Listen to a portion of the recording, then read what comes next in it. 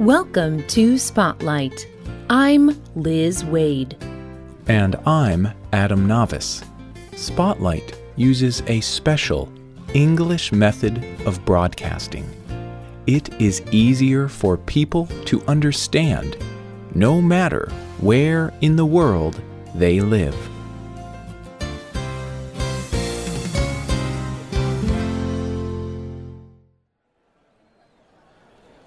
Friends, comrades, and fellow South Africans, I greet you all in the name of peace, democracy, and freedom for all. I send special greetings to the people of Cape Town. This city has been my home for 3 decades. Your mass marches and other forms of struggle have continually brought strength to all political prisoners.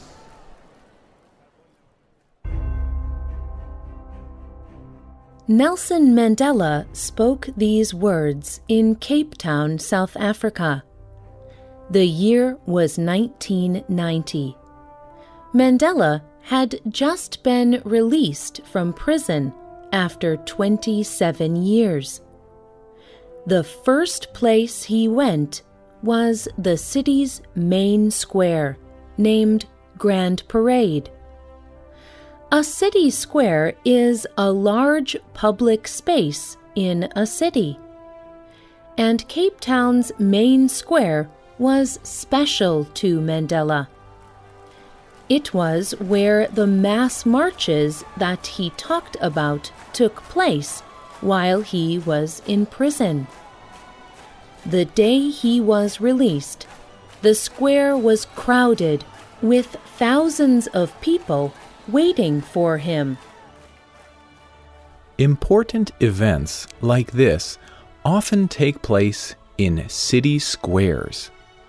They are also centers for daily business and many other activities.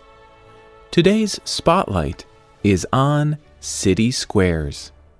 We look at how they are used and why they are important.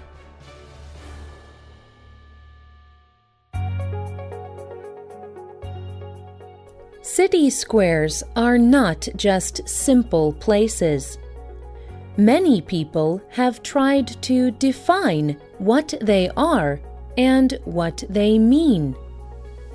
One book that tries to do this is called City Squares.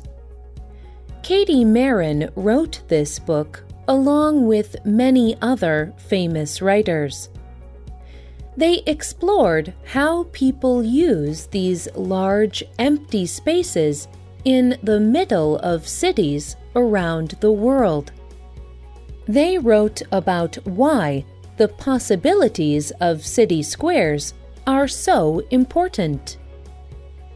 City squares are planned empty spaces. They are defined, first of all, by what they are not. Squares are a part of city life. They are neither natural nor standing alone. They are of the city as well as in it, but how they are used changes through history.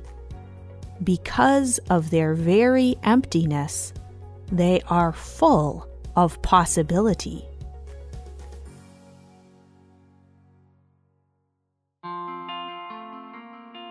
People have built and used city squares since ancient times. All through history, city squares have helped people to develop economically. They have been centers of trade. They have helped cities to express their culture. And they remain popular areas for important social and political events. City squares are not always in the shape of a square. Some are round. Some are shaped like a fan or half circle. Others are long and thin. Often, they even have special names that help people remember an important person or event in that city or country. But whatever their shape or name, city squares are not like any other place in a city. Many city squares are still important for a city's economy. Rynek Główny is a city square of Krakow, Poland. It is a large square with a long building in the middle. This building is a market. People can walk through and buy food, clothing, and many other items. There are also restaurants around the outside of the square.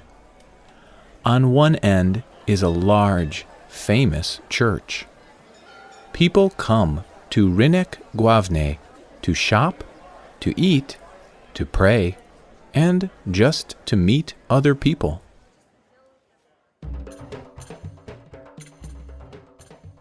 Another city square with a market is Jamal Fana in Marrakesh, Morocco.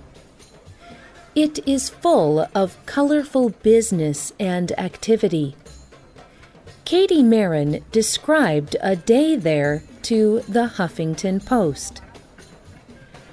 It begins with local merchants selling fresh orange juice for people to drink. They arrive when the sun rises, and through the day you will see lamp sellers, garden merchants, henna painters, medical experts, fortune tellers, snake charmers, dancers, and musicians. City squares are also a place for people, especially children, to learn about their culture. There, people taste traditional food and experience music and dancing. They meet and talk with people of all ages who all have different experiences. The individual culture and customs of a city are shared in its square.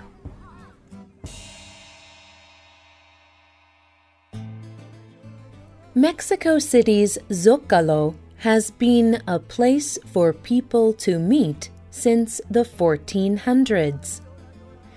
It was the historical center of the Aztec Empire.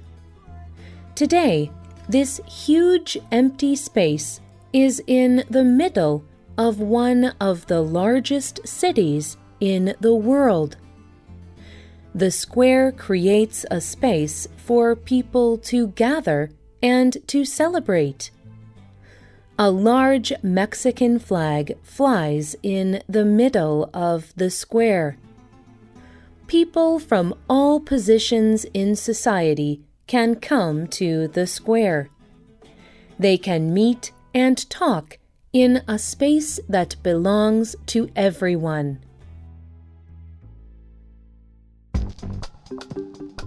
This common belonging also means that city squares are often places of political activity.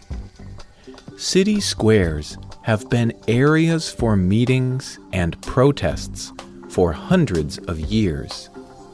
These can be in support of the government. For example, huge parades often happen in Kim Il-sung Square in Pyongyang, the capital of North Korea. But often, the political gatherings in squares are against the government. In 2011, thousands of people gathered in the city square of Cairo, Egypt. Tahrir Square is a large traffic circle. The crowds filled the square. These people worked together to make political change in their country. Squares are often also places that travelers visit. Tourists from many countries come to see the Red Square in Moscow, Russia. This is because it has a strong political history. It is also very beautiful. The colorful government building, the Kremlin, is on this square. Local people and tourists pass through the square to enter nearby government buildings, parks, museums, and other places of interest.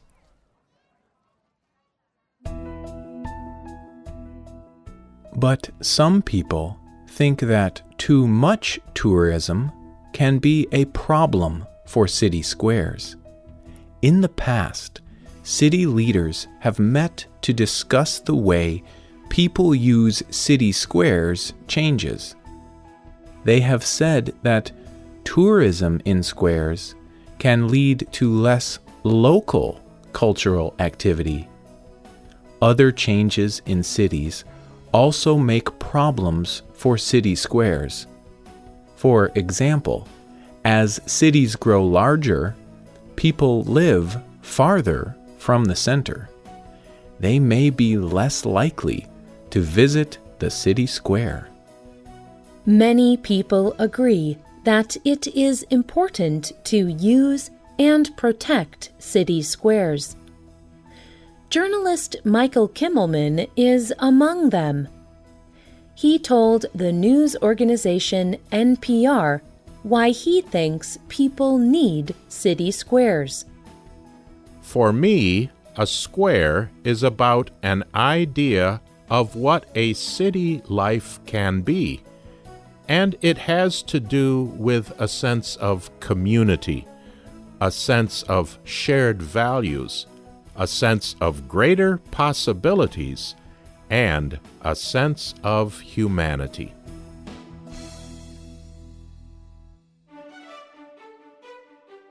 What do you think about city squares? Does your city have one? Have you ever been to a city square? What did you do there? Tell us about your experiences.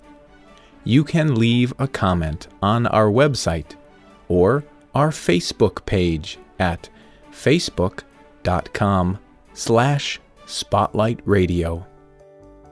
The writer of this program was Rena Dam. The producer was Michio Ozaki. The voices you heard were from the United Kingdom and the United States. All quotes were adapted for this program and voiced by Spotlight. You can listen to this program again and read it on the Internet at www.radioenglish.net. This program is called City Squares. You can also get our programs delivered directly to your Android or Apple device through our free official Spotlight English app. We hope you can join us again for the next Spotlight program. Goodbye.